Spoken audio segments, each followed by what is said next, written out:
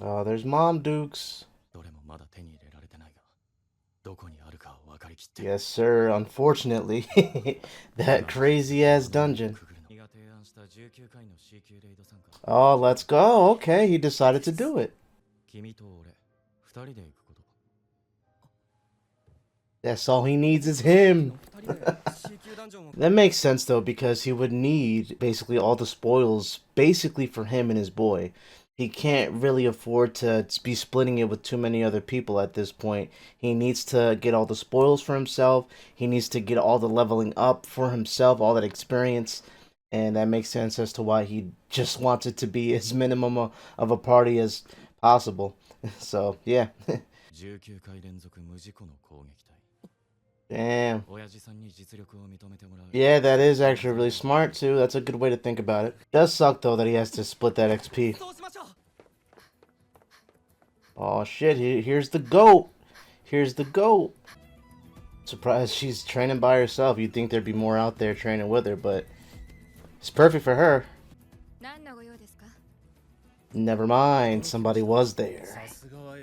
Yoon Byomgil? Okay.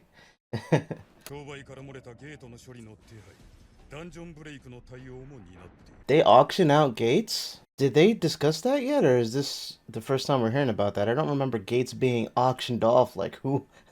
This gate's going for such and such amount. I thought it was just open to any hunter to go into these gates and basically take down the threat by any means necessary. But I guess it does make sense. Money talks, and people are gonna find a way to flip anything into a profit.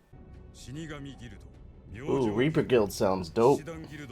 They're about to be 6 if you let your son do his thing, baby. That's what I'm saying.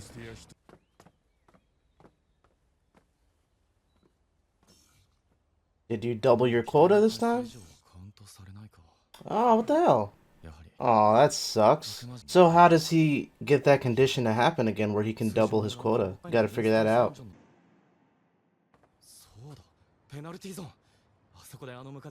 So I was just about to talk about this, right? I'm wondering if his penalty scales with his level. I'm wondering if he's thinking shit's gonna be sweet and he's gonna hop into a penalty zone. And yeah, it's gonna be something way stronger, way more dangerous than that red centipede. It's gonna be something like freaking 2 or 3 of those Cerberuses or something that he's got to fight at once, like something that would really scale with his level. I'm wondering if that's going to be the case. Let's find out. But I did say that I wanted to see one of those how far we've come moments where he comes back to something like that, where he basically had no choice but to run for his life and he barely escaped, to where he goes back to something like that and we see how he handles it at a higher level. Hopefully they give me a little bit of that too. I'm cool with either or right now. You always get experience points for taking down people. Or creatures. Sure is. Ooh. This is Kendo, right?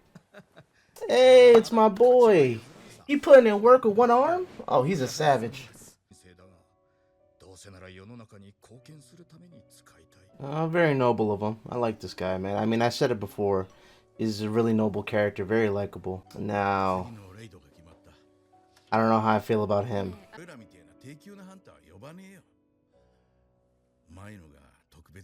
Uh, what happened with you last time there, buddy?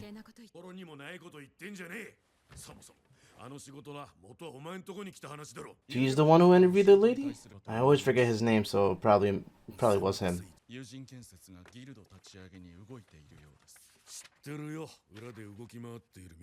Oh no, that's the Eugen construction. Yeah. Okay. No, it makes sense. It makes sense. Yo, she is depressed.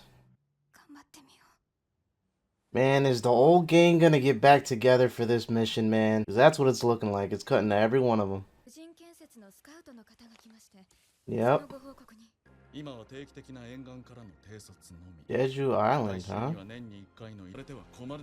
Damn, that island must be tough if he needs everybody to work together. You trying to get the okay to go back. Yeah, that does suck, bro.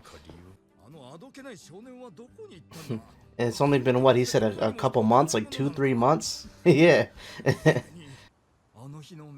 Let's go. I told you it was gonna happen.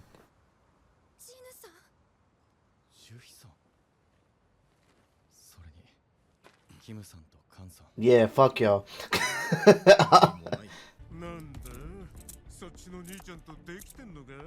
Man, y'all about to...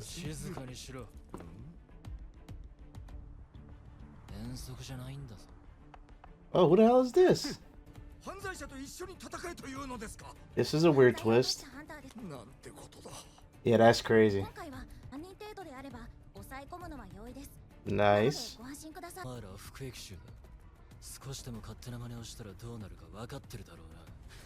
Mm-hmm.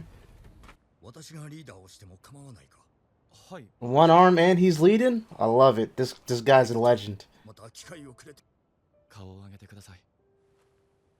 Now the other dudes, yeah, they better kiss the ground. But you alright. Let's go, baby. Let's do it. Alright, that was my reaction to episode 8. If you made it this far, please leave a like, maybe even subscribe. But I'm about to get into my thoughts, so if you're interested, here we go. This was a pretty good episode, not crazy on action at all. There wasn't really any action.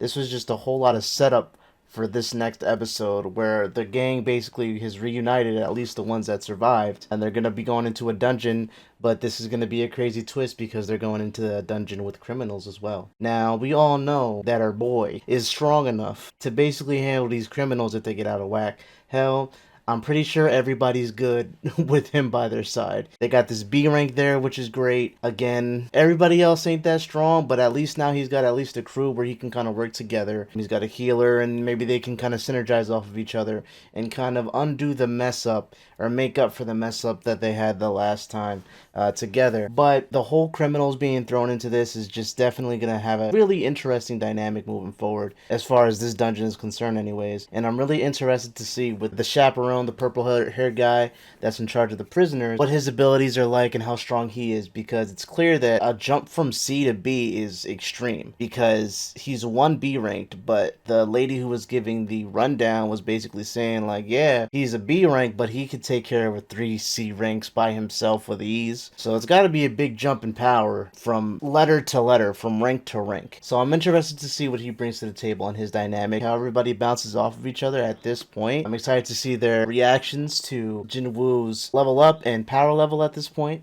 and what he can bring to the table. Let me know what you guys thought about this episode. I'm excited for the next one, obviously, because then we're going to get to some action. Leave your thoughts. Stay safe. Have a good morning, afternoon, or night, and I will see y'all in the next one.